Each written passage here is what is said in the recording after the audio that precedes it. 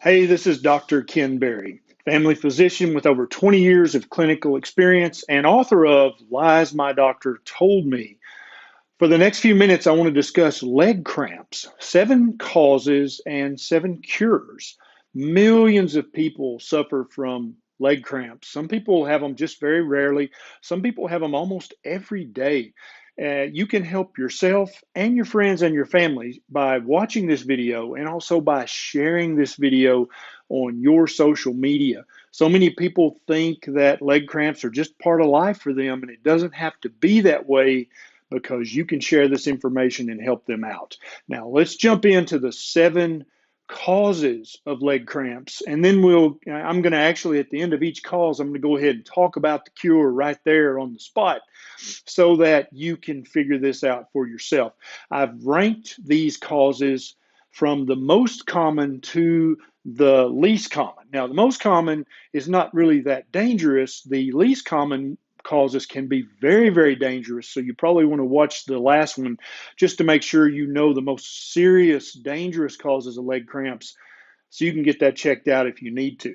Okay, let's jump into this. Now, number one is by far the most common cause of leg cramps, and that is not getting enough salt in your diet. We were taught starting about 50 or 60 years ago that salt is bad for us, that we shouldn't eat salt, we should limit salt, we should cut back on salt. There's no research to support that. There's a great book that I'm going to put a link to down in the show notes. You can check out where you can actually look at the meaningful research behind salt. Human beings are mammals. All mammals love and need salt on a daily basis. So stop being afraid of salt and eat salt to taste. I have a favorite salt that I'll put down in the show notes down below. But in your process of eating more salt, I want you to focus on eating real salt. So much salt that comes in from the superstores has dextrose, which is sugar, has maltodextrin, has aluminum to keep the salt from clumping. It's natural for salt to clump. Real salt will clump, and that's okay. That's one of the ways you know that it's actually real salt. Also, salt that comes from the modern oceans can be full of microplastics and nanoplastics, neither of which you need. So make sure you're eating a real salt that is from an ancient ocean, not from the modern ocean. Number two, electrolytes. And under electrolytes here, I'm going to include magnesium, potassium, and calcium. And I'm going to talk about arachidonic acid because it kind of helps your muscle cells use the electrolytes. So it's almost everybody in modern society is depleted in magnesium and in potassium, and many people calcium. This doesn't mean you need to take a calcium supplement. It just means you need to eat more calcium-rich foods. Any fish that contains the bones that you eat, the bones like sardines, anchovies, these are great sources of calcium. You can get some calcium from dark leafy green vegetables and some other sources. I actually have a video on this channel about good calcium sources in your food. Magnesium and potassium you can also get from your food, but keep in mind, regardless of your diet, whether you're eating the standard American diet or you're eating a low carb keto carnivore diet, almost all of us in modern society are deplete in magnesium and in potassium, and you got to go out of your way to get these extra things. Now, I try to eat lots of foods rich in magnesium and potassium, but I also use an electrolyte drop that I put in my coffee and my other liquids that really helps me stay on top of my magnesium and my potassium. I eat lots of bony little fish that I eat their bones. That gives me lots of calcium. And now arachidonic acid. This is something that your body makes, but also you can get it in your diet from eating lots of fatty meat, both red meat, white meat, and seafood. Arachidonic acid helps calcium go into your muscle cells, and your muscle cells can neither contract nor relax properly if you're not getting enough calcium inside the cell, and arachidonic acid helps that. So make sure you're eating lots of fatty meat and seafood. That's going to help you have plenty of arachidonic acid to help the calcium do the job in the muscle that it's supposed to do. Number three, the third most common cause is temporary overexertion. Let's say you're living just a sedentary life and your friend comes to visit and said, "Hey, let's go for a hike." And you're like, "Well, I used to like hiking." Okay. So if you go for a hike and it's 8 miles all uphill, and so that night or the next night, since you've overexerted your leg muscles, you may very well have some leg cramps. These leg cramps, that's normal. That's very common. It's not a sign of anything medically wrong with you. It's not even necessarily a sign that you have an electrolyte or a salt deficiency. It just means you overexerted those muscles. In a few days, those cramps will go away. And what that means is not that you should never go hiking with your friend again. It means that you should be more active more often, because the more you use your muscles and the more you stretch them and the more you strengthen them, the less likely you are to have leg cramps, muscle cramps in your legs. So don't worry about that overexertion. Number 4 is medications. Now, a lot of people aren't even aware that medications can really increase your risk of having leg cramps. By far, the most common medications for this are the statin drugs, which lower your total cholesterol and your LDL cholesterol. People take these drugs thinking that they lower their risk of heart attack and stroke. The research on this is equivocal at best and ridiculous at worst. I've got other videos on this channel about should you or should you not take a statin to lower your total cholesterol. But one of the most common side effects of the statin drugs, which include Zocor, Lipitor, Crestor, Livalo, all these things will cause you to have muscle aches, joint aches, and muscle cramps in your legs. The next most common that I hear in clinical practice is Forteo or Avista. These are both medications to try and improve your bone density if you've been diagnosed with osteoporosis. If you'd like to get off that kind of medication, if you're having leg cramps from it, then talk to your doctor, but also watch my video on this channel about osteoporosis. You can actually strengthen your bones naturally without taking a lot of prescription medications. Any of the fake estrogens like estradiol, Estratest, Premarin, Primpro, any estrogen you take in the form of a pill is a fake estrogen, and they can increase not only your risk of just leg cramps, but also of blood clots in your legs, which is another cause of leg cramps I'm about to talk about down below. But if you're going to optimize your hormones, please use a bioidentical real hormone. Don't use the fake estrogen pills. Another medication that will increase your risk of leg cramps is naproxen, Celebrex, any of the anti-inflammatories that are non-steroidal in nature. Ibuprofen, all these guys can increase your risk of leg cramps. Calcium channel blockers like Procardia and Norvasc fiddle with the calcium channel.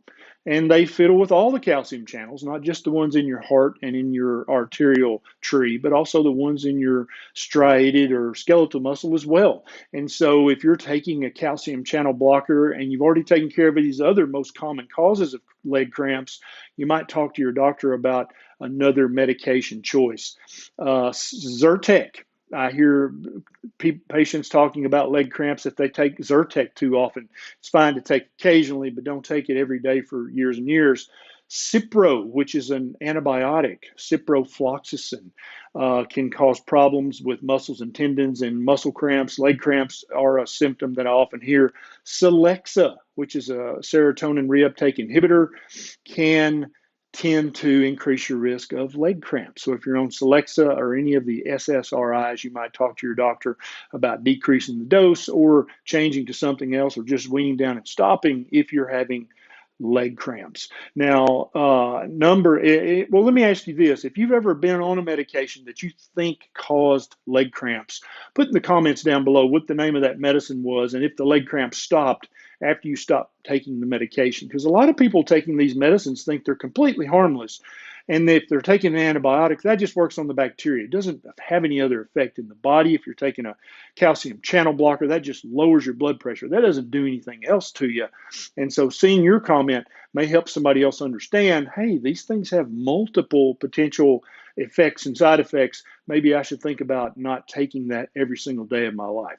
Number 5 is a blood clot in your leg called a DVT. Now, this would present usually as a cramp that kind of comes on in one leg, not both legs, but in one leg, that the more you walk, the more the muscle seems to cramp. And then you won't have it, and then all of a sudden you'll have this, and it might stay the same or it might get worse. If you have a cramp in just one leg while you're walking, then you need to go see your doctor and get a venous Doppler done, which is an ultrasound that looks not at the surface veins on your leg, but at the deep veins that you can't see. But the ultrasound can see these veins. And if there's a clot in one of these deep veins, then that needs to be medically addressed, because it can increase your risk of a pulmonary embolism and all of the potentially devastating effects that would go with that. So if you have a cramp in one calf or in one thigh and it just kind of started over the last few weeks and it's not getting better or it's getting worse, go see your doctor ASAP for that kind of cramp. Number 6 is a blockage in the artery in your legs. You can have this in one leg or in both legs. And this is going to be, the more you walk, the more your leg muscles seem to cramp. You can also have leg cramps in the nighttime if you have blocked arteries that are supposed to be getting blood supply down to your muscles in your legs and your feet and your toes. This comes for people who have been diabetic for years, or who have smoked or used any tobacco product for years and years, had high blood pressure for years. And so for this, if you suspect this, so basically if you've taken care of causes 1, 2, 3, 4, and you know you don't have 5, then it could be peripheral artery disease, which can potentially cause you to wind up losing toes and feet and legs. So if you have this and you've taken care of the salt and the magnesium, and you know you haven't overexerted, you need to go see your doctor and tell them you're worried about the arteries in your legs. Your doctor will probably order a test called an ankle brachial index, an ABI, and that will show if the arterial circulation in your arms is about the same as in your legs, which it should be to a certain degree.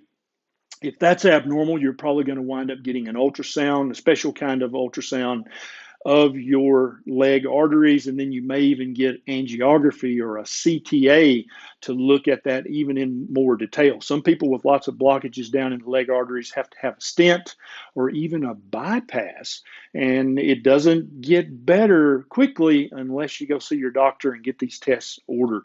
Number 7, the final, which is by far the rarest cause of leg cramps, but in many cases is the most concerning, the most dangerous, and the biggest reason for you to go see your doctor if you're having leg cramps and you've taken care of steps 1 through 5, 1 through 6, and you know it's not that, then you need to go back to your doctor, because number 7 is some forms of cancer can cause you to have leg cramps because they can mess with your electrolytes. Even though you're getting enough electrolytes in your diet, they can mess with your electrolyte metabolism and lead to muscle cramps. Some of the autoimmune diseases can lead to muscle aches and muscle cramps down in the legs. Cirrhosis of the liver and other liver diseases can cause you to have muscle cramps in your legs.